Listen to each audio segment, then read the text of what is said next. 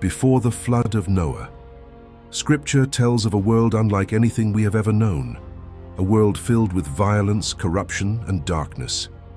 And among the people of the earth were beings that would become one of the greatest mysteries recorded in the Bible: the Nephilim, the giants who walked the earth before the flood. The story of the Nephilim begins in the book of Genesis, during the generations before Noah's Ark.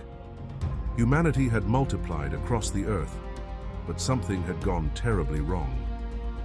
The hearts of mankind had become filled with evil, and violence covered the world. Genesis 6 introduces a mysterious passage. It says, "When human beings began to increase in number and daughters were born, the sons of God saw they were beautiful, and they married any of them they chose." But who were the sons of God? And what happened when they came together with the daughters of men? The next verse introduces a name that has fascinated generations: the Nephilim. The Nephilim were on the earth in those days, and also afterward, when the sons of God went to the daughters of humans and had children by them. They were described as mighty warriors of old, men of renown. The Bible presents them as figures unlike anyone else living during that time. One of the greatest questions surrounding the Nephilim is their size. The word is often connected with the idea of fallen ones, but many translations describe them as giants. Later passages mention giant warriors, including Goliath of Gath, leading many to wonder if these beings were connected to the Nephilim. Scholars and theologians have debated who the sons of God were. There are three major interpretations. The first view is that the sons of God were fallen angels who rebelled against God. According to this interpretation, these spiritual beings entered the human world, and their offspring became the Nephilim. The second interpretation is that the sons of God were a human family line devoted to God.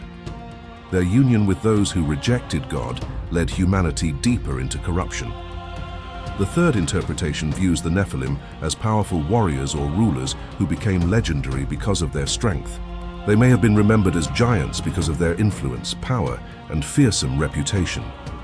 Regardless of how we understand them, Scripture makes one thing clear: the world had become filled with violence.